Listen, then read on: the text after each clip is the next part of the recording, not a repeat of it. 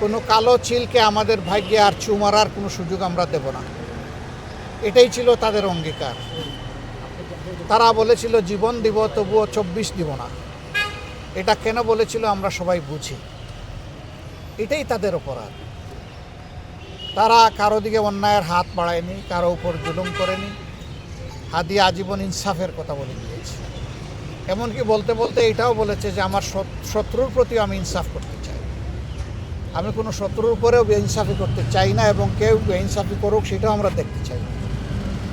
এমনই একটা নির্মল চরিত্রের ছেলে, যে আসলেই অনেকের অন্তরে জায়গা করে নিয়েছিল, এবং অনেকের ভালোবাসাটাই সম্ভবত তার জন্য কারো কারো ক্ষেত্রে সহ্য করা কঠিন হয়ে গিয়েছে।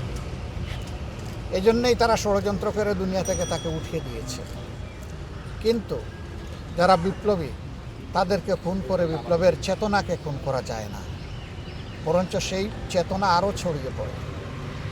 গতকালকের জানাজা সারা দুনিয়া প্রত্যক্ষ করেছে, এবং আমরা মনে করি সারা দুনিয়ায় জানাজার সাথে মানসিকভাবে সম্পৃক্ত ছিল।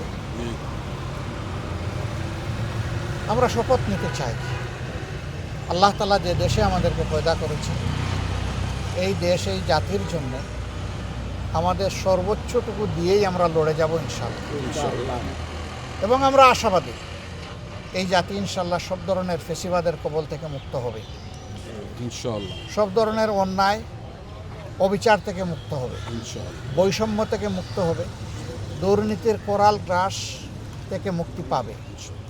আমরা দুর্নীতির সেই দুর্ভেদ্য জাল বেড়া একবারেই ভেঙে তছনছ করে দেব ইনশাআল্লাহ।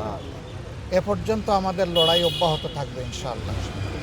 তাহলেই হাদি এবং হাদিদের আত্মা শান্তি পাবে।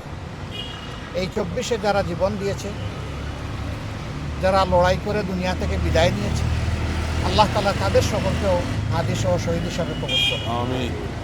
যারা আহত পঙ্গু হয়ে বেঁচে আছেন, আল্লাহ তাআলা জীবন্ত এই শহীদদেরকে তার খাস কুদরত থেকে সাহায্য করুন, এবং এই জাতিকে তাদের থেকেই প্রেরণা নিয়ে নিজেদের কর্তব্য আদায়ের তৌফিক দান করুন।